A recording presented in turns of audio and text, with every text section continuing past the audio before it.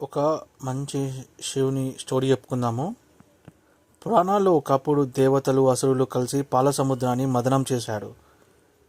మదనం చేస్తుండగా మొదటిగా ఒక భయంకరమైన విషం బయటకు వచ్చింది. దాన్ని ఆలాహలం అంటారు.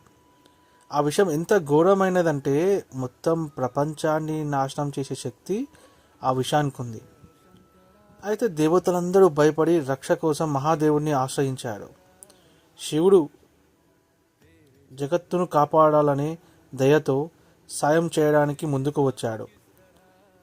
ఎలాంటి సందేహం లేకుండా శివుడు ఆ ఆలాహలాన్ని విషాన్ని తన చేతుల్లోకి తీసుకున్నాడు. ప్రపంచాన్ని రక్షిద్దామని ప్రపంచ రక్షణ కోసం ఆ విషాన్ని తనే తాగేశాడు. అప్పుడు పార్వతీదేవి వెంటనే శివుడి గొంతును పట్టుకొని విషాన్ని శరీరమంతా వ్యాపించకుండా ఆపింది. అందువల్ల శివుడి గొంతు నీలంగా మారి ఆయనకు నీలకంఠుడు అనే నామం వచ్చింది. దేవతలు శివుడి త్యాగాన్ని చూసి నమస్కరించారు.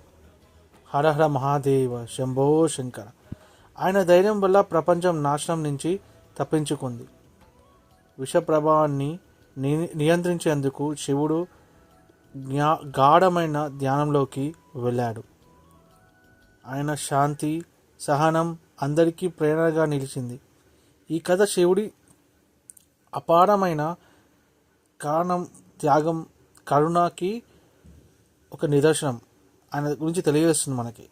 కష్టం వచ్చినప్పుడు ఇతరులను కాపాడడం నిజమైన శక్తి అన్న సందేశాన్ని ఇందులో ఉంది.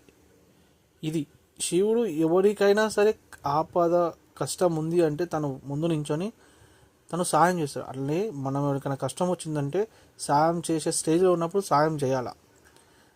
అది మనకు దేవుడిచ్చిన శక్తి. ఆ శక్తిని మనం మంచిదాని కోసం ఉపయోగించాలా, ఆ సాయం చేయాలా.